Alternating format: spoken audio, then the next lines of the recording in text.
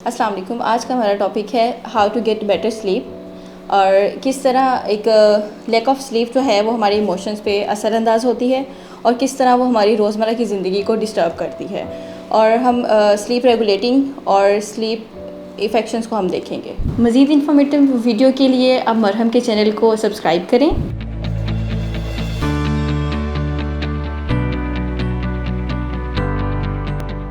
अस्सलाम वालेकुम, मेरा नाम आयशा सैद है और मैं प्रैक्टिसिंग क्लिनिकल साइकोलॉजिस्ट हूँ और पिछले 4-5 साल से मैं इस फील्ड से वाबस्ता हूँ। ठीक है, आज का हमारा बेसिक टॉपिक है how sleep effects on our emotions, कि किस तरह नींद हमारे जज्बात पर असरअंदाज होती है, किस तरह नींद की कमी जो है वो हमारी रोज़मर्रा की ज़िंदगी के जो मामलात हैं उस पर असरअंदाज होती है, and how it controls our emotional regularity and make us as deprived of emotions. ठीक है,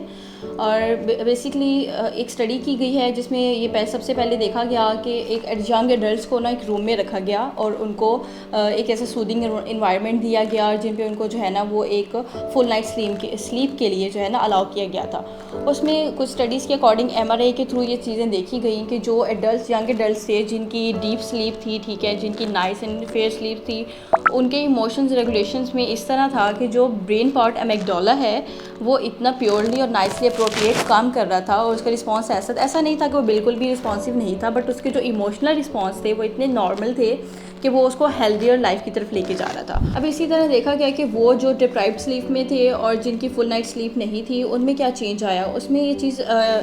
देखने को आई कि 60% ज़्यादा उनका मैगडोला जो है वो काम कर रहा था और प्रीफ्रंटल कॉर्टेक्स पे उसका असर ज़्यादा था।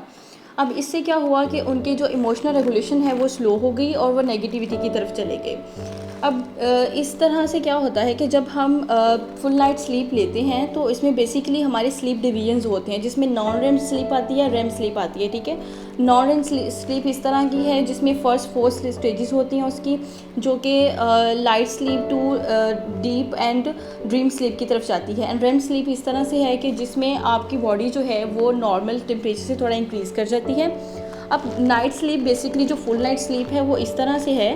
कि आपके अगर एक पूरी रात की नींद ले रहे हैं तो उसमें पहले जो है वो 90 मिनट्स का एक सर्कल होगा। ठीक है, इसमें जो सेरिब्रल है वो एक डोमिनेंसी के थ्रू काम कर रहे होते हैं जिसमें रैम एंड नॉन रैम जो हैं वो दोनों डोमिनेंसी की तरफ चलते हैं। इसमें क्या होता है कि जो नॉन रैम है वो डोमिनेंट आने के लिए 90 मिनट का साइकिल चलाता है, देन रैम जो है वो 90 मिनट का साइकिल की तरफ चले जाते हैं। अब नॉन रैम और रैम का ये जो क्लैश आपस में हो रहा होता है ना, तो इसमें हम डिवाइड कर देते हैं स्लीप को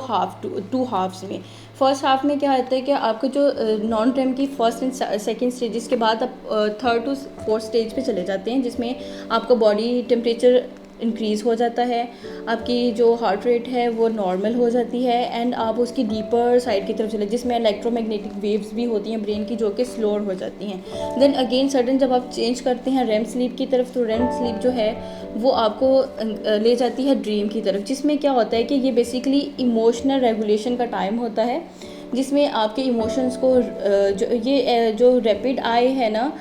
वो आपको कर देता है उसके लिए रेडी, जैसे फ़र्स्ट एड के लिए। और फर्स्ट एड के रेडी करने से जो आपकी इमोशनल डिस्टॉर्शन हुई होती है वो उसके रेम स्लीप के दौरान जो है वो स्टिच हो रही होती है। ऐसा नहीं कि सब ज़ख्म उसी टाइम पे ठीक हो जाएंगे, लेकिन वो आपको नेक्स्ट डे इमोशनल मेमोरीज़ को स्टिच करने के लिए, उनको अनबल्क करने के लिए वो आपको हेल्प आउट करता है। अब नींद जो है उसको हमने बेहतर किस तरीके से करना है, ये भी हमने जो समझा है कि किस तरह नींद पूरी ना होना हमारे जज्बात पे असरअंदाज होता है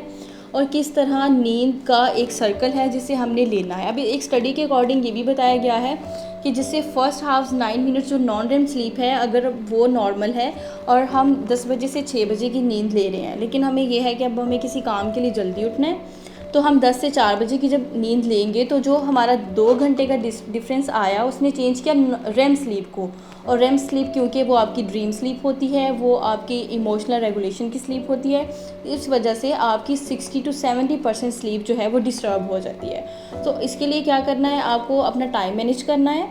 आपको टास्क ओरिएंटेड होना है, आपको फ़ोन डिवाइसेस से दूर रहना है, आपको इंडिविजुअल स्लीप की तरफ जाना है, ना कि रोमांटिसिज्म पे डिपेंड करना है आपने। एंड क्योंकि जब आप उस चीज़ पे डिपेंड करते हैं तो वो कहीं ऑकवर्ड फीलिंग्स में भी चला जाता है आपकी, जो आप डीप स्लीप में नहीं जा पाते। एंड द लास्ट ये है कि आपको स्ट्रेस मैनेजमेंट सीखनी है। मज़ीद अगर आपको कोई सवाल है तो आप कमेंट सेक्शन में मुझसे पूछ सकते हैं। इसके अलावा अगर आपने कोई पर्सनल प्रॉब्लम शेयर करनी है तो आप marham.pk पे मेरे साथ ऑनलाइन अपॉइंटमेंट बुक कर लें और फिर अपनी प्रॉब्लम को शेयर करें।